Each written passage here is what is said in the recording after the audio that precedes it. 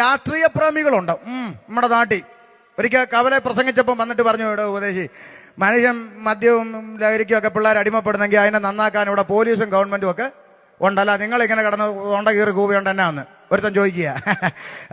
എൻ്റെ പൊന്ന് ചങ്ങാതി, മദ്യവും പിന്നെ ലഹരി എന്നൊക്കെ വിടുവിക്കാൻ ഗവൺമെന്റ്. ഞാൻ ചോദിക്കട്ടെ, ഈ കാട്ടാക്കടയിൽ നട്ടലുള്ള ഒരുത്തനുണ്ടെങ്കിൽ ഇങ്ങോട്ട് കയറി വന്ന് ഈ മൈക്കേക്കൂടെ ഒരു ഉത്തരം പറയാം, ചോദ്യം ചോദിക്കാം, ഉത്തരം പറ. ഈ കൊച്ചു കേരളത്തെ കുടിക്കാൻ കൊടുക്കുന്ന ആരാ? പറ. അതാത് ഗവൺമെന്റ്. കുടിച്ചവനെ വഴി പിടിച്ച് നിർത്തി പിഴ അടപ്പിക്കുന്ന ആരാ? അതും സർക്കാർ. നാടകമേ ഉലകം. കുടിക്കാൻ കൊടുക്കുന്നതും സർക്കാർ, കുടിച്ചവനെ കൊണ്ട് പിഴ അടപ്പിക്കുന്നത് സർക്കാർ. നാടകമേ ഉലകം. മനസ്സിലായോ? എന്നിട്ട് പറയുന്നത് ഗവൺമെന്റ് രക്ഷിക്കുന്നു. ചുമ്മാ ചിരിപ്പിക്കരുത്. ഒരു സാധാരണ കൂലിപ്പണിക്കാരൻ്റെ ഒരു ദിവസത്തെ ജീവിതം എന്താണെന്ന് കാട്ടാക്കടക്കാർ ഇന്ന് വരെ ചിന്തിച്ചിട്ടുണ്ടോ? ഇല്ലെങ്കിൽ ഇത് കേട്ടോ, 2 മിനിറ്റ് തിരക്കുണ്ടെങ്കിലും കേട്ടോ.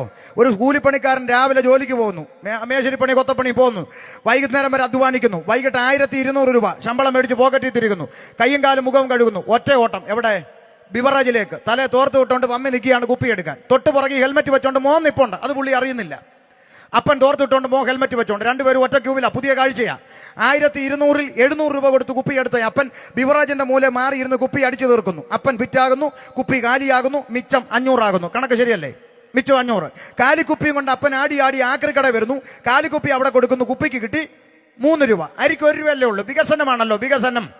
അതുകൊണ്ട് 3 കിലോ അരി വീട്ടിലെത്തും. പെണ്ണുമ്പിള്ളയ്ക്ക് പരാതിയില്ല. അപ്പൊ 3 കിലോ അരിയും കൊണ്ട് ഇവൻ ആടി കൈനറ്റിക് കൊണ്ടെടുത്ത് വീട്ടിൽ പോകുമ്പോൾ ദാ വരുന്നു അടുത്ത ഇരുട്ടടി. ഏത്? ആ വളവ് തിരിഞ്ഞപ്പോൾ ഒളിച്ചിരുന്ന് നിര പിടിക്കുന്ന ജീവി പിടിച്ചു, ഊതടാന്ന് പറഞ്ഞു ഊതി. ബാക്കി 500 ഉള്ളത് അവനും. ഇതല്ലേ ഇവിടെ നടക്കുന്നേ? ആണോ? വിൽക്കുന്നിടത്ത് പോലീസ് കാവല്, വിറ്റ് കഴിഞ്ഞാൽ അടുത്ത വളവില്. കാരണം ഏമൻ അതിലെയാണല്ലോ വരുന്നത്. വിൽക്കുന്നിടത്ത് അടി ഉണ്ടാകാതിരിക്കാൻ ഏമാന്മാർ കാവല് നിൽക്കും. വിറ്റ് കഴിഞ്ഞാൽ അടുത്ത വളവിൽ പോയി ഒളിച്ചിരിക്കും. PSC പരീക്ഷയ്ക്കിടാൻ പറ്റിയ ചോദ്യമാണ്. കേരളത്തിൽ ഒളിച്ചിരുന്ന് നിര പിടിക്കുന്ന ജീവി. പിള്ളേർ കണ്ണും പൂട്ടി എഴുതും കേരള പോലീസ് ഒന്നും ഇല്ലേ? ഈ പറയുന്നൊക്കെ ഉള്ളതാണോ? ഇവിടെ നടന്നുകൊണ്ടിരിക്കുന്ന കാര്യമാണ്. എന്നിട്ട് പറയുക കുടിക്കാൻ കൊടുക്കുന്ന. ഇപ്പൊ ഗവൺമെന്റ് ഏറ്റവും പുതിയ വാർത്ത, ഗവൺമെന്റിന്റെ നേതൃത്വത്തിൽ ഗ്രാമാന്തരങ്ങളിൽ കള്ള് വിതരണം ചെയ്യുമെന്ന. കള്ളെന്ന് പറയരുത്, പോലീസ് പിടിക്കും. പോഷകാഹാരം എന്ന് പറയണമെന്നാ മന്ത്രി പറഞ്ഞു. സോറി, ക്ഷമിക്കണം, തിരുത്തുന്നു. പോഷകാഹാരം. എന്റെ ഭാഷ പറഞ്ഞ അംഗൻവാടി പഠിക്കുന്ന പിള്ളേർക്കും കൊടുക്കണം സാർ ഒരു കുപ്പി പോഷകാഹാരം ഉപ്പുമാവിന്റെ കൂടെ. കാരണം 10-ലും 11-ലും ഒക്കെ വെട്ടും കുത്തും നടന്നൊക്കെ ഔട്ട് ഓഫ് ഫാഷനായി. ഇനി അംഗൻവാടി തൊട്ട് വെട്ടി തുടങ്ങട്ടെ. നശിക്കണമല്ലോ.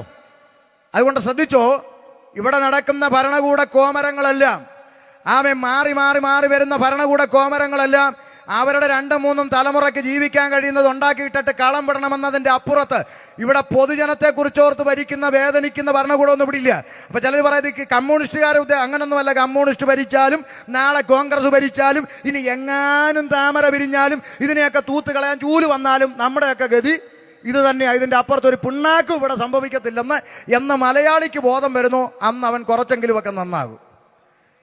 ഇതൊന്നും തലയ്ക്കകത്ത് കയറാത്ത കുറെ മണ്ടന്മാര്, രാഷ്ട്രീയ പാർട്ടികൾക്ക് വേണ്ടി ചാകാനും കൊല്ലാനും മടിയില്ലാതെ പേ പിടിച്ച് നടക്കുന്ന പിള്ളേര്. എടാ കൂട്ടുകാരാ, കൂടപ്പുറപ്പെ, ചെറുപ്പക്കാരാ, നീ ഏത് പാർട്ടിക്ക് വേണ്ടി അടിച്ചാലും ഇടിച്ചാലും ചത്താലും ഇരു പാർട്ടിയുടെ നേതാക്കന്മാർ അടുത്ത സ്റ്റേജിൽ കാണുമ്പോൾ തമ്മിൽ കെട്ടിപ്പിടിച്ച് ക്യാമറയുടെ നേരെ നോക്കി വലിച്ച ചിരിയും ചിരിച്ച് അവർ വീട്ടിൽ പോകുന്നല്ലേ കണ്ടിട്ടുള്ളൂ അല്ലേ? ഇന്ന് വരെ കേരളത്തിൽ ഒറ്റ രാഷ്ട്രീയ നേതാക്കന്മാരുടെ മക്കള് രക്തസാക്ഷികളായി തെരുവിൽ കിടന്ന് ചത്തിട്ടുണ്ടോ? ഉണ്ടോ? രാഷ്ട്രീയ നേതാക്കന്മാരുടെ മക്കൾ അമേരിക്ക, UK, ഓസ്ട്രേലിയ, കാനഡ പോയി പഠിച്ചു, നല്ല ജോലി മേടിച്ചു, നല്ല വീട് മേടിച്ചു, നല്ല കാറ് മേടിച്ച് അവർ നല്ല ശമ്പളം മേടിച്ചു, നന്നായി ജീവിക്കുന്നു. ഇടയ്ക്കിടയ്ക്ക് നേതാക്കന്മാർ മക്കളെ കാണാൻ ഫ്ലൈറ്റ് കയറുന്നു. മക്കളുമായി ഒന്നിച്ചിരുന്ന് ചിക്കനും മട്ടനും കടിച്ചു പറിക്കുന്ന വീഡിയോ പിടിച്ച് ഫേസ്ബുക്കിലും യൂട്യൂബിലും വിടുമ്പോൾ ദാ ഇങ്ങകലെ കാട്ടാക്കട പെറ്റതള്ളയ്ക്ക് കഞ്ഞി കൊടുക്കാത്തവൻ വീഡിയോ കണ്ട് ലൈക്കും കമന്റ് പഠിച്ച് റോഡിൽ കിടന്ന് ചാകുന്നു. ഇതല്ലേ നമ്മൾ കണ്ടുകൊണ്ടിരിക്കുന്ന രാഷ്ട്രീയം? എടാ, എന്നാടാ നിനക്കൊക്കെ നേരം വിളിക്കുന്നത്? ആരാ നിനക്ക് വേണ്ടി കരയുന്നത്? 10 മാസം വയറ്റി ചുമന്ന പെറ്റതള്ളയുടെ കണ്ണും തോളി കൈയിട്ടുകൊണ്ട് സ്കൂളിൽ പോയ കൂടപ്പറപ്പിന്റെ കണ്ണും കാലാകാലം നിന്നെ ഓർത്ത് കരഞ്ഞുകൊണ്ടിരിക്കുമെന്നതിനപ്പുറത്ത് ഒരു ചുക്കും ഇവിടെ സംഭവിച്ചിട്ടില്ല. ഉണ്ടോ? നിങ്ങൾ പറ. നാടകങ്ങൾ ഇവിടെ എല്ലാം നടന്നുകൊണ്ടിരിക്കുന്നത്. അപ്പൊ പൊതുജനത്തെ വെറും കഴുതകളാക്കിക്കൊണ്ട് മാറി മാറി വരുന്ന ഭരണകൂട കോമരങ്ങള് ഇമ്മാതിരി കാര്യങ്ങൾ ഇന്നും മനുഷ്യനെ രക്ഷിക്കുമെന്ന് പറഞ്ഞ് ചുമ്മാ ഞങ്ങളെ ചിരിപ്പിക്കരുതെന്നാ പറഞ്ഞത്.